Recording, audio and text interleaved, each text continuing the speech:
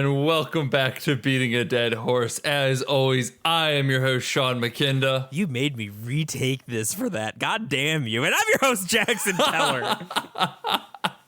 Listen, you should have known something was up when I did a perfect introduction, the perfect hello, and then realized, like, hang on, I want to retake that. You should have immediately keyed on that I had something nasty up my sleeve. I was very distressed when you pointed out my unintentional Frank pun when we were texting about Hellraiser the other day. Very distressed. The good people need to know about all your crimes. I mean, I am a sinner and should be punished under the eyes of Leviathan indeed. Ooh, woo. Yeah, we're dumping right into this one. We watched Hellraiser 2 Hellbound, or Hellbound Hellraiser 2, depending on how pretentious you want to be about the whole thing, which, as its name would imply, is the sequel to Hellraiser, which we watched last week. In this one, our cast of characters mostly return, where Kirsty needs to go rescue her dad, Larry, from hell.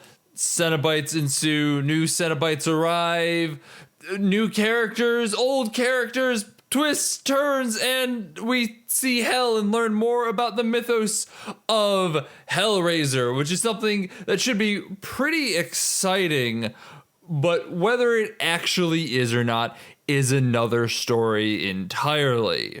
I don't have much to add. That was a perfectly reasonable introduction to Hellraiser 2. So I guess let's open up then with our usual questions and say, how did we feel about Hellraiser 2? Well, do you want me to go first, or do you want to go first? Because you have the more, you have the stronger backing on this particular series. I know very little aside from just having seen the first one last week. Let's finish strong. Go ahead and open up for us. Sure. So Hellraiser 2. For frequent viewers of or listeners, I suppose, of the podcast, you can think about my opinion on Hellraiser 2 this way. Hellraiser 1 is to Bill and Ted's Excellent Adventure, as Hellraiser 2 is to Bill and Ted's Bogus Journey. Strange parallels abound in both of them. Both movies feature the main characters going to hell and adventuring around in it. Obviously, very different. But as far as my reaction to them, what Bill and Ted 1 and Hellraiser 1 both have in common is that they're movies that I didn't really expect to enjoy that much and got a surprising amount out of. Bill and Ted, normally I'm like, it's like some like old, like wacky, like corny 80s comedy, like whatever. Turned out to really love that movie. And had a surprising amount of respect as a crotchety old man who tends to not be into horror. A great fondness for the original Hellraiser and a lot of what it was doing and a lot of the artistry involved. When it came time for the sequels, though, both were good sequels insofar as they didn't just do the same shit over again. They were bold, they were brash, they had plans.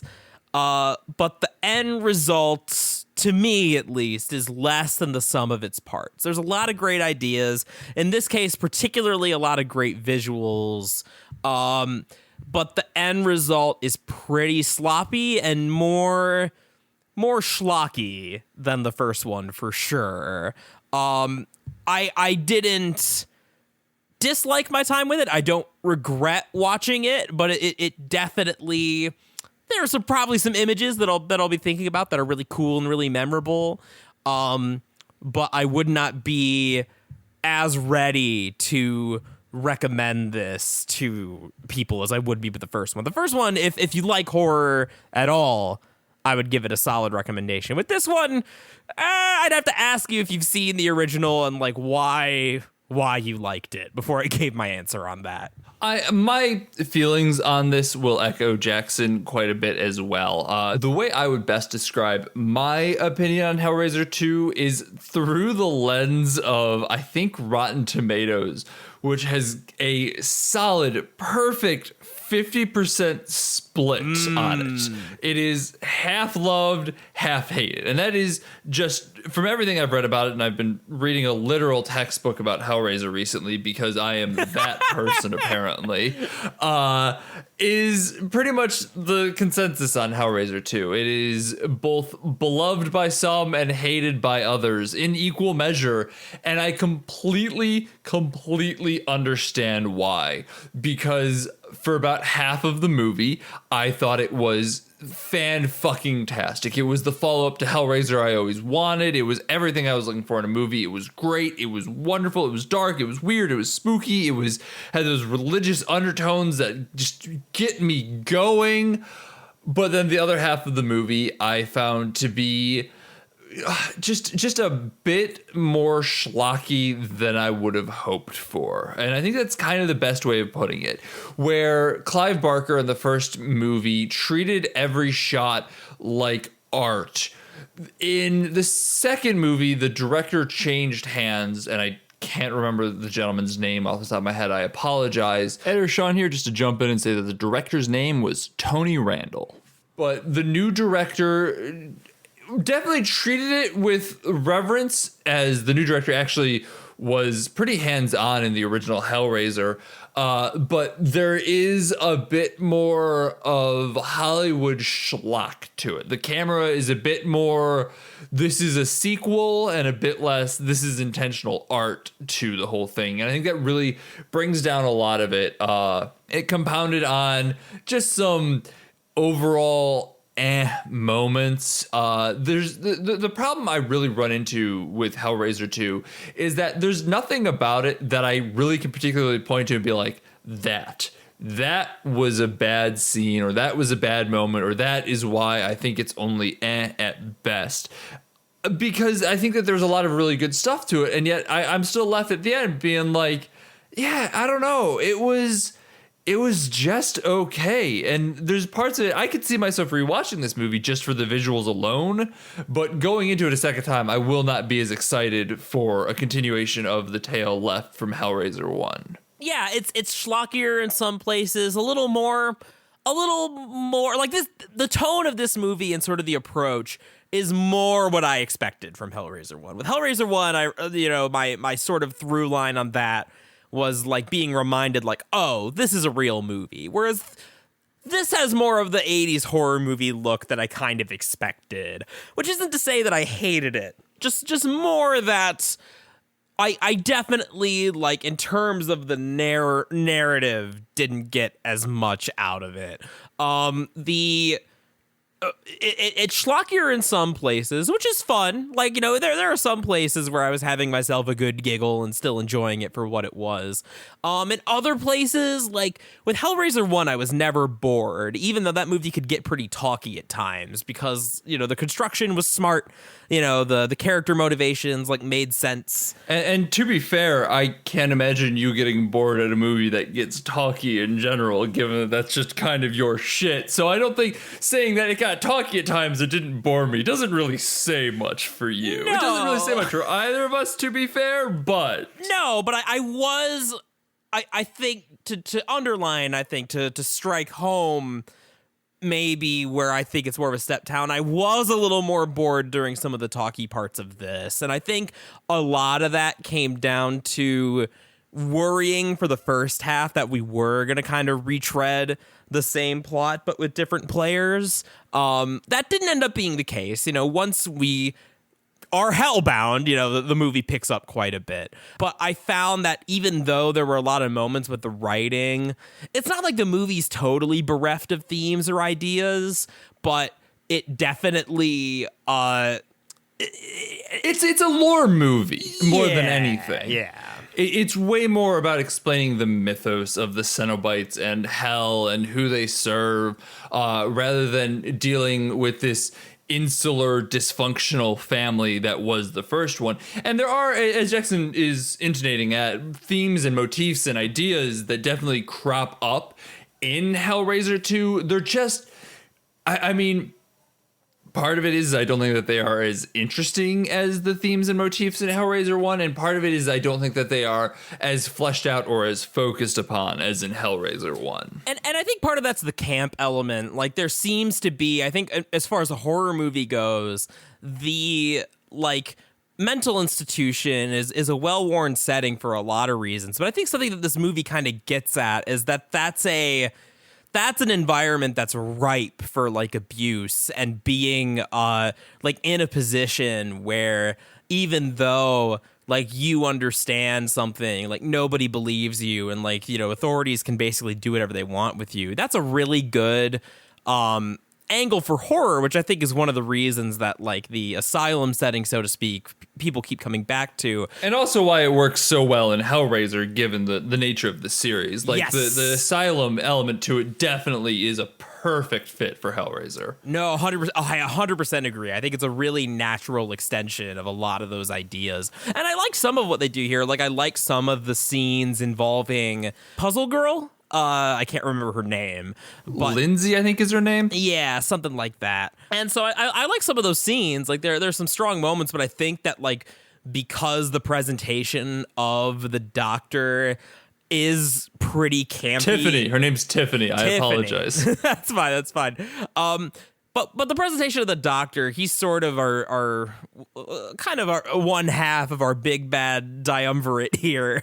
And he's much more of a stock horror character than anyone in Hellraiser 1 was, I feel like. I agree and I disagree. I think that he is a character that is easier to fit into the tropes of a stock villain, but I think that there is a bit more to him. Like, to get all literate with this textbook I am reading right now, for anyone who's looking for it, it is The Hellraiser Films and Their Legacy by Paul Kane. It is deeply fascinating. But Dr. Chauvin? Wait, not Chauvin. Channard. It's Dr. Channard. Dr. Channard is argued in this book to be a combination of like a Dr. Jekyll and Mr. Hyde, as well as a Dr. Frankenstein character, which is definitely seeable in both halves of the film. But I think that while he definitely exudes both of those tropes, I think just through the interest, his interest in seeing hell more than anything is a bit more interesting than some of the other mad scientists we've seen before. Like, most mad scientists just have that desire to know, which I think does extend very distinctly to Dr. Channard. But I think even beyond that, his desire to know, to see hell in and of itself, is something that we don't really see as often. Like, there's that desire for power, but he's not looking for power. He wants to know, which I think is more interesting in its own right. Yeah, and I think that fits with like the series and is a natural extension of Frank, kind of the ultimate hedonist of the first one, and you know, kind of taking the interest in the Lamet configuration from a different angle. I think that works. Still such a great fucking name. Great oh name. My God. Terrific name. I think it's less the content of his character that I take issue with and just more of the presentation. Like, a lot of the presentation is played as pretty broad, which I think works in some places. In other cases, I think we fly a little too close to the camp sun on this one in a lot of ways. Yeah, no, the back half of the movie definitely gets a lot campier in a lot of ways. There is a scene that, like, there's a perfect scene of this, and I'm not going to give any spoilers to it, where a character undergoes a dramatic shift, shall we say. And like, as it's happening, I'm like, oh, this is rad as hell. Yeah. And then they put a cherry on top, which should be enough information for anyone who has seen this movie to understand what I'm getting at here. And it goes from this is great to this is too much. This is just a bit too much, and it goes from serious and interesting to a lot more camp, especially when we see how this cherry on top interacts with the rest of the movie, and it definitely gets a little sillier. Yes, I completely agree. It basically We could talk a bit more about exactly what happens and why and spoilers, but yeah, I don't disagree with anything you've said here. Also, I know you have played very little Silent Hill, but like even you had to like immediately recognize the noises of Silent Hill when they open to the basement of the asylum. Yes. Like that is, yeah, I was gonna say that is the sound and sights of Silent Hill through and through. Like I made that comparison in the last movie, and I thought that would be the extent of it, and then here it just takes it like this one goes to 11, baby. This is Silent Hill. These movies do make me want to give Silent Hill another shot, although I also tried playing Resi 1 in my own time and didn't like it for similar reasons, so maybe I should just leave well enough alone. I wish Hideo Kojima made his Silent Hill game. I'd definitely play that one. Oh my god, it was Hideo and Guillermo del Toro. What a dream team. Fucking wasted. Fuck Konami. Oh my god, so much those Silent Hills. Fuck. Every day I think about that. I think about that every goddamn day. The true phantom pain. I do. We've talked about Silent Hill 2 in the past, but like if you do want to play Silent Hill 2, I honestly recommend just having a guide with you and playing through it that way. Like not a story-based one, but like just being unafraid to look up things where you get stuck. And I think you'd enjoy it on the whole. There's a lot of really interesting stuff to it, especially because there is a lot of kind of incidental choices that lead to different endings that aren't really clearly laid out that I think makes it all the more interesting for it.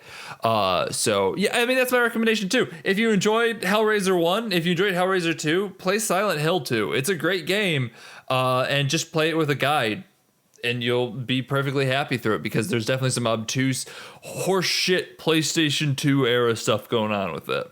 Yeah, maybe we'll give it another go. Maybe because that was always my problem, is that like there's a lot of stuff about it that's really cool and neat and smart, but like I just really hate the central like mechanics a lot.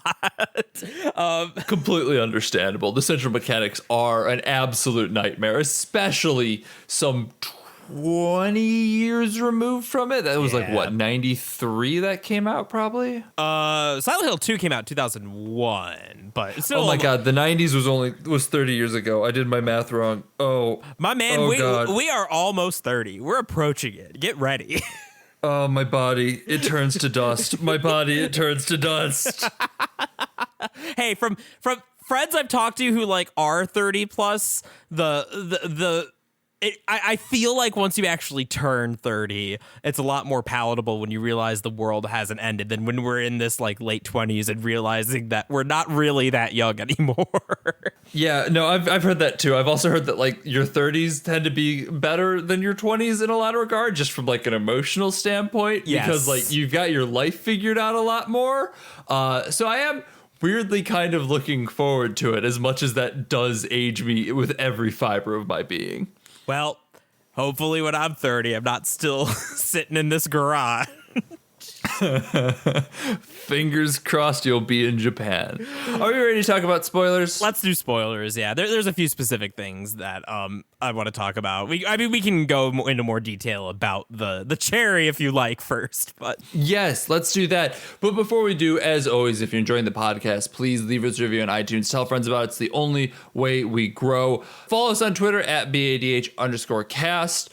And next week, we're going to continue this path through classic horror movies that one and or both of us should have watched. And we're going to watch one that both of us should have watched, which is Nightmare on Elm Street. I'm excited. I'm a sucker for movies involving dreams, obviously. And the way that you play with this in horror could be a lot of fun, could be interesting. I've heard that the first movie is indeed a real movie, but we'll see. I'm very excited to watch this movie. My dad, after he found out that this is what we would be doing, has been like actually excited for this episode. He texts me occasionally like, when's it happening? I'm like, it's coming, I promise. Don't worry about it. So I have watched Nightmare on Elm Street 2, which apparently is the worst one. So why did you skip to 2? Because I was at a friend's house and like they just randomly put it on. This was forever ago. I was like 13, probably. Okay, so my Hellraiser was your Nightmare on Elm Street 2, which is why, for me, I'm now weirdly fascinated with horror movies because I saw it too young, and you hate them because you saw a terrible horror movie. I was more worn down, I think. Like, because I remember when we started the podcast, I didn't have a strong opinion on horror either way. It was only as time went on that I got grumpier and grumpier. So I do think part of that is we did just kind of watch some horror movies that didn't necessarily click with you. Like, I think most of the stuff that we talked about previously had been very art house horror, and I think like the right level of horror for you is kind of midway between art house and blockbuster. yes, that's probably true. Although I don't know. I'm gonna have to disentangle my relationship with horror at some point or another. Because remember, my problem with Hereditary came when it stopped being art house. So That's fair. I mean, I don't want to relitigate Hereditary right now because we could relitigate Hereditary any day of the week. That movie is fascinating to talk about. we're always on the precipice of relitigating Hereditary. And the problem is that is genuinely a truth of this podcast. We have talked about Hereditary in things that are unrelated to Hereditary in any way, shape, or form. It is our serenity. It is the more important serenity. I don't know what you're talking about. I don't think there's any character in fiction more important than Baker Dill. Let's get into spoilers, shall we? Let's do it. So, spoilers for Hellbound, Hellraiser 2. The cherry I am talking about is Dr. Channard when he gets turned into a Cenobite. Now, I want to talk about this for a minute here, mostly because, as I said, it starts out awesome as absolute shit. Oh my god. The Cenobitization process, as it is known in this book I am reading, that is very hard to say, easy to read, hard to say, is rad as hell. It is so good to watch. It was great. That was deeply fascinating. I really liked this. And we're going to talk about the way that humans become Cenobites and vice versa later, because I think in this situation, it's really good and really, really compelling. Just hands down, no ifs and or buts, no qualifications until we get done with the Cenobitization. But while it's happening, great, fantastic, love every second of it. Great idea, really into it. When Channard comes out of the Cenobitization chamber, he looks sick as hell. I'm like, this is a great design for a Cenobite. Let's fucking go. Great, fantastic. And as he steps out too, he drops the line like, I don't know why I hesitated, which is just like that. Loved that so much. Hellraiser just knows how to drop fucking banger lines. I am in hell, please help me is also such a great fucking visual image. It's so good. Hellraiser just knows how to drop lines. But then, whereas in Hellraiser 1, a line like that would have been punctuated by something great. In Hellraiser 2, it is punctuated by something great that immediately turns into the stupidest thing I've ever seen. Where he says this, and then a tentacle comes up, spits out a drill that he was using on a patient while the brain operation scene is still sickening to watch. Cliche as it may be, it was hard to watch. But a drill comes out and jams into his head. And like this by itself, I'm like, okay, no, I like this. I like that as a final punctuation, especially given the statement of, I don't know why I hesitated. The answer is you get a fucking saw in your brain is why you hesitated. That's great. But then it turns out that this tentacle is just like really powerful and basically lets him kind of fly and drift around everything. And he gets weird, like on a thematic motif level, I get the eyeball tentacles that shoot from his hand. On a visual level, it just doesn't work. It's very goofy, and I was trying to put my finger on what that visual reminded me of. Aside from the obvious, like Dr. Octopus, there was something more specific, kind of the way he was hooked up to the tentacle machine. He looks like Mecha Mewtwo from Pokemon Live. There it is. Extremely schlock Pokemon live action musical from the early 2000s. He's got Mewtwo vibes in general, honestly. That's true. And like that doesn't necessarily have to be a horrible thing, because like Mewtwo's a strong design for a reason as like an artificial like weirdo. But it's very busy. It's very over the top with his little like, because the razor blade like eyeballs, they turn into little like xenomorph mouths and shit like that. He just kind of pops up wherever he wants to be and it's like, haha, I found you. Yeah, and I think the thing that works about the Cenobites on the whole is specifically like Pinhead and Butterball and Chatterer and Deep Throat, is that they're horrifying but very understated. Like it's all very knowable. Like you look at them and you're like, I can imagine what that feels like. Like that is a thing that I could see do. That is something that you could do to someone theoretically. Like as horrifying as that sounds, I'm like, yeah, you could pound a bunch of nails into some dude's head, like an anatomy diagram. Absolutely. You can't stick a tentacle that lets you fly into people's heads. Yeah, it's part of the behavior too, because we eventually get for some reason Cenobite Chanter decides to yeet all the previous Cenobites away and become the Master of Hell, which is, again, it's just a little more typical than the Cenobites were, because the Cenobites were an almost like neutral force, until the very end of the first one, at least, that, you could make deals. They're not quite human. You can't really understand them, but like, there's that offness. They won't just immediately gut you like a hog either. And that kind of gets thrown out the window as like, oh, this is a different kind of Cenobite, a weapon to surpass Metal Gear, and it's silly.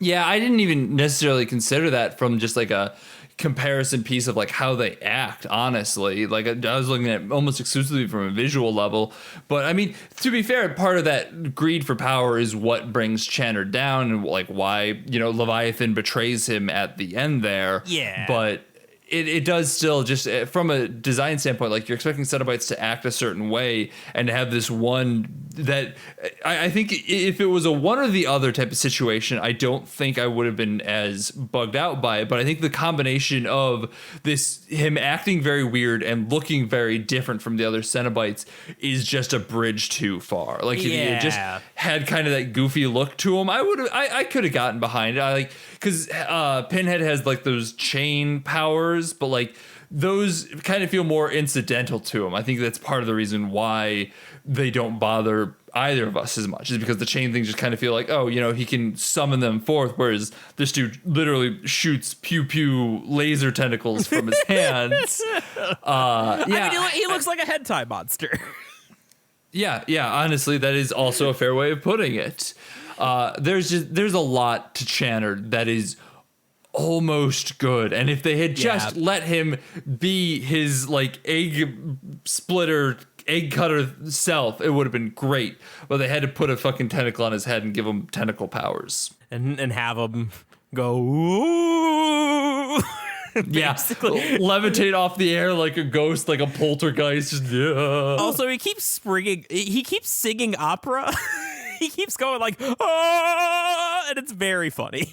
He is wildly over the top for a very subdued film series. And I mean, to be fair, it doesn't seem like Hellraiser's that subtle or like that understated, but it really is on the whole. Like even as, you watch Frank get pulled apart in Hellraiser 1, it's not that splatter fest. It's not that splatterpunk of Evil Dead or anything like that. It is far more just matter of fact, this is what happens. Whereas this dude feels like, honestly, you know what he kind of feels like? He does kind of feel like he walked out of a Metal Gear game.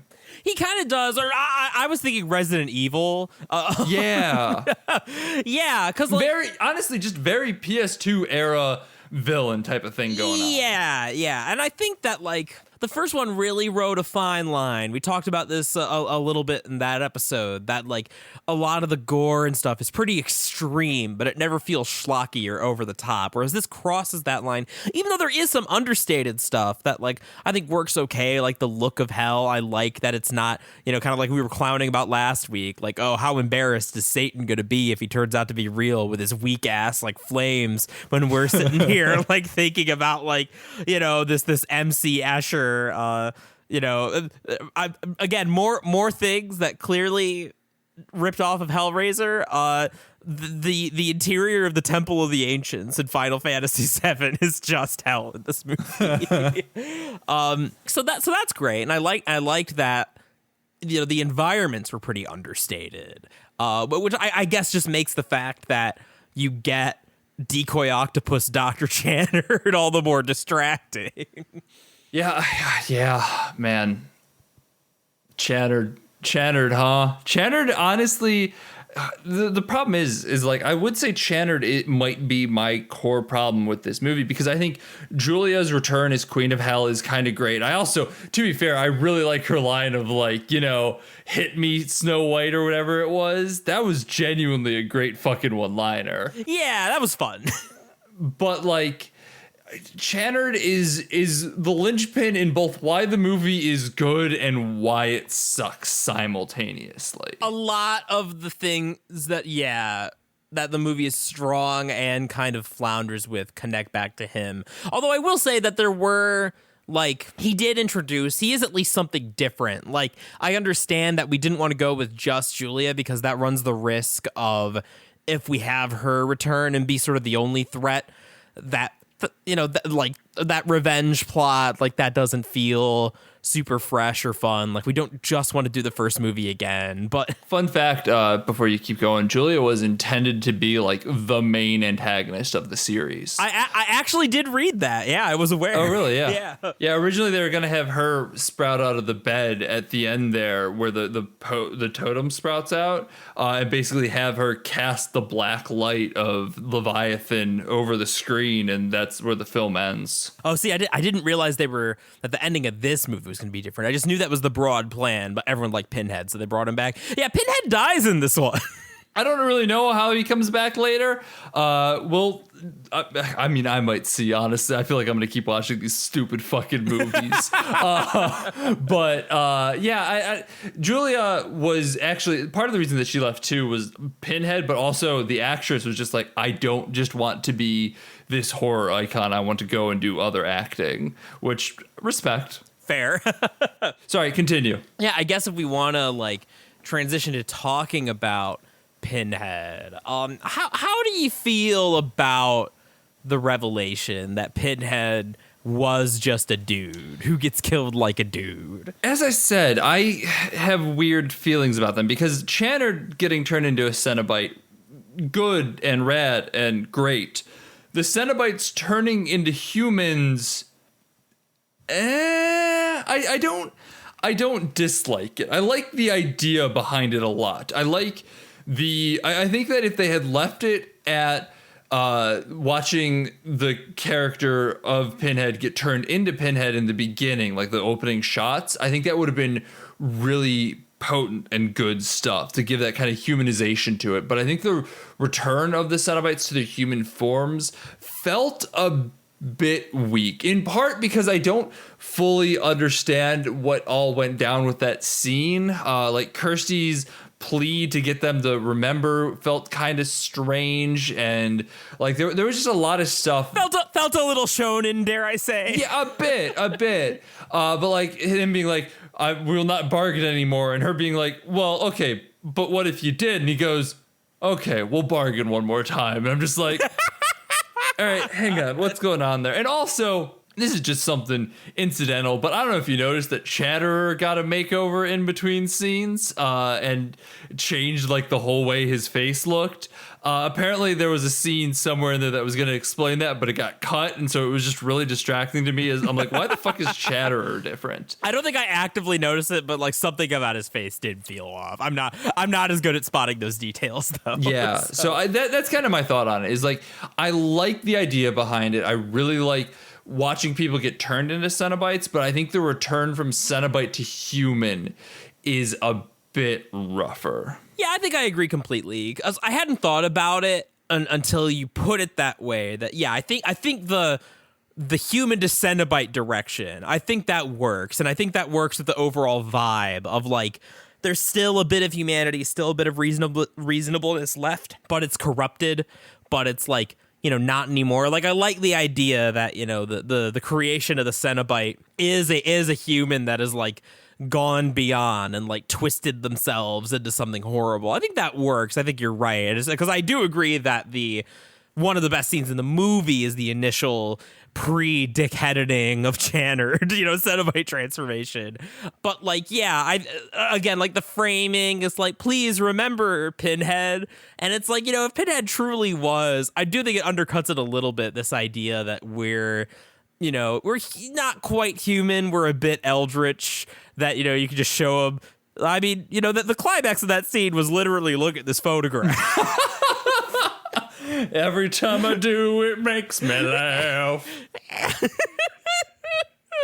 So, no, I think I agree. It felt a little too neat, a little too like power escalation. Like I could see an alternate version of the movie where like, Channard could still be more aggressive and come after them, and Pinhead and the rest are just kind of standing back and watching, seeing how this plays out, as opposed to them getting gut like a hog for some reason. I mean, I could even see them, like, I think that if they were just kind of like stumbled, like shook by this revelation as they kind of like remember their humanity, I think that is something in and of itself. But I think the fact that they fully revert is really what undoes it for me.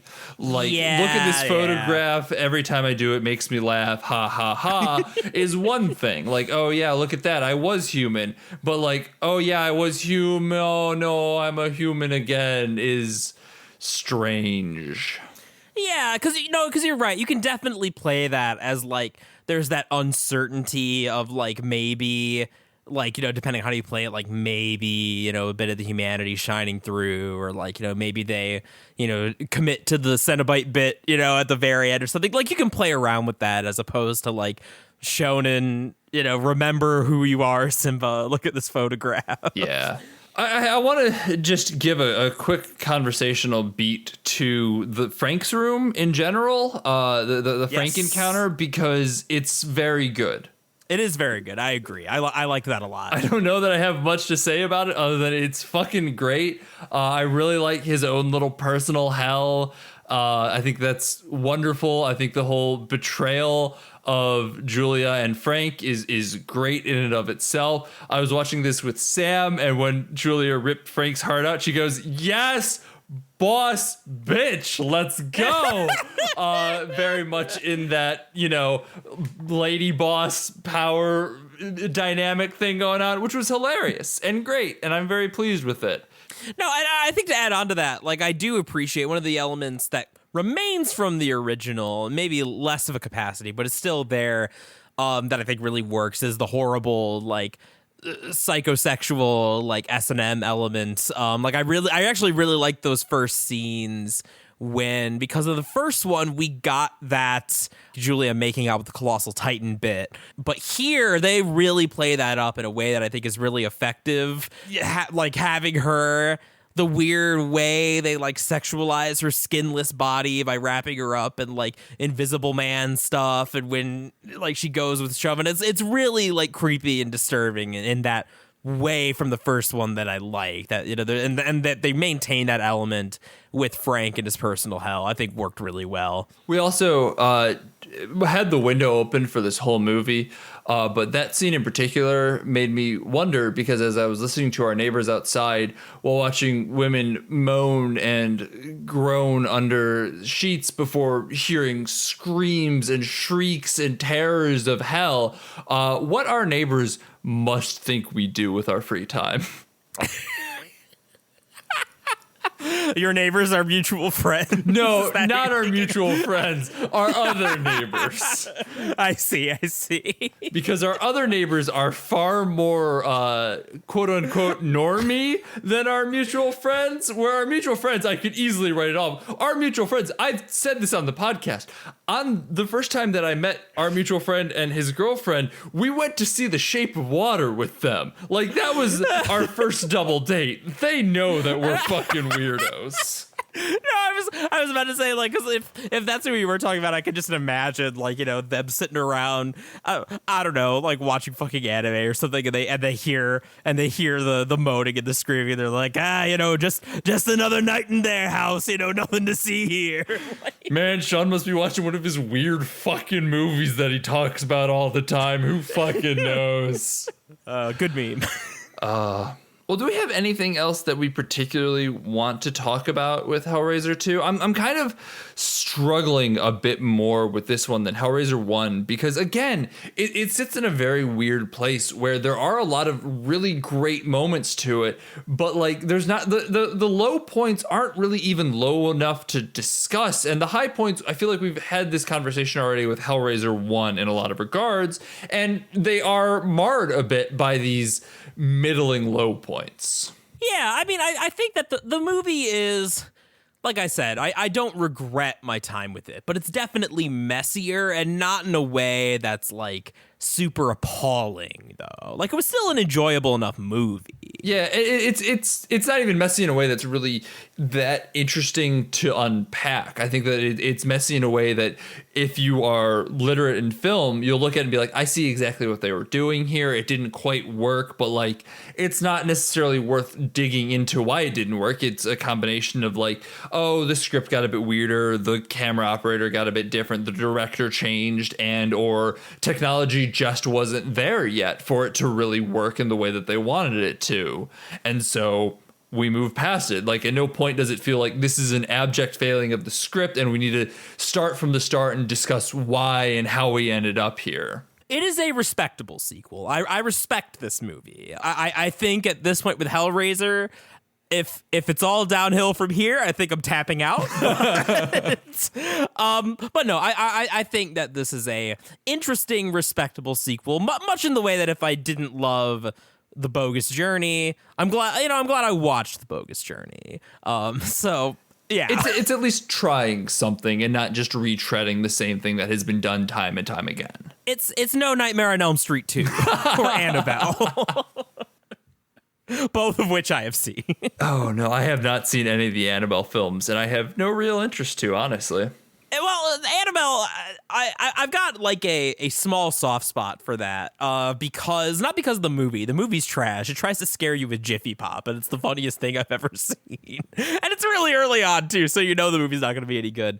But back, you know, when The Conjuring and The Conjuring 2 came out and they started doing all those, like, side spin-offs. Because the Annabella-verse? The Annabella-verse, as they extended that. Conjuring is a decent movie. That's James Wan, right? I think so. That sounds right. Yeah, I think it's James Wan. And, like, it's a solid, you know, little, like, you know, jump scare haunted house horror movie. Like, it does the job, and it was fun. It was fun to watch in theaters. And I went with a few friends, and we had sort of made an unofficial pact because every time we happened to meet up again, they released, like, The Conjuring 2 and Annabelle. So for a while there, I was seeing all of them, and because it became like a friend thing, it was fun. But Annabelle the movie is horrible, horrible schlock.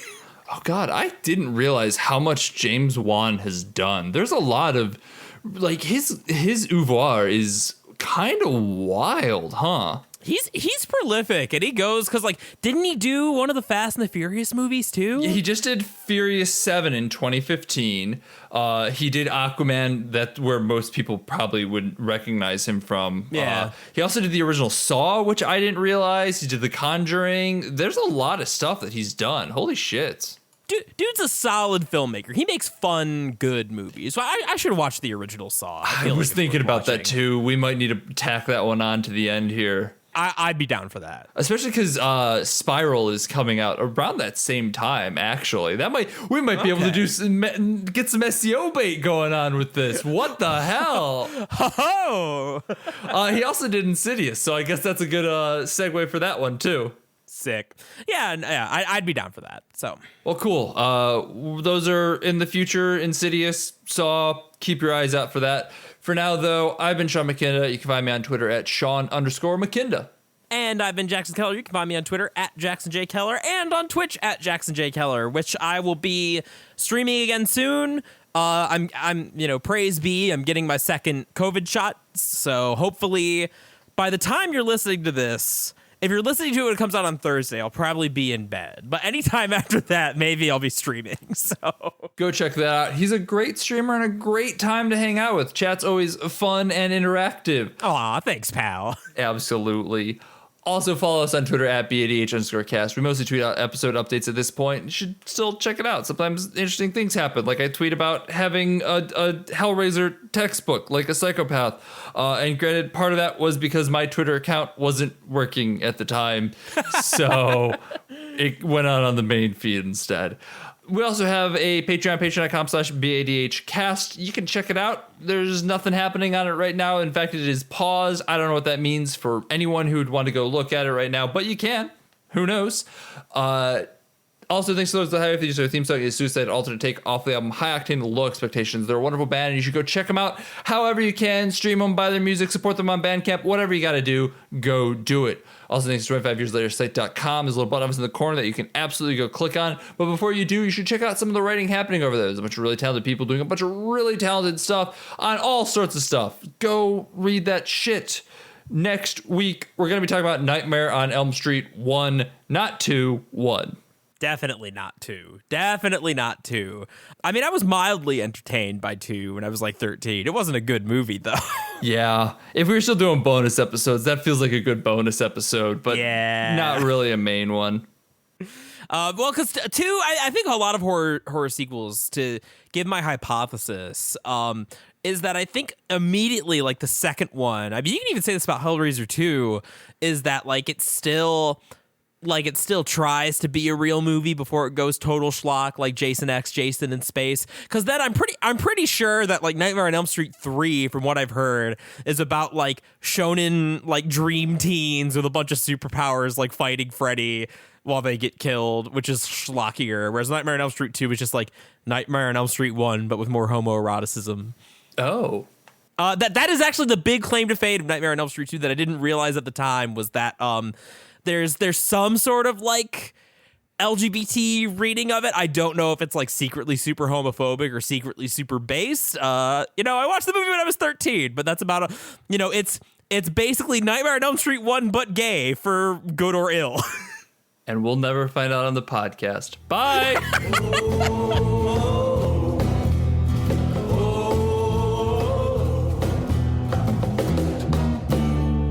Don't you go into the ground. Don't you go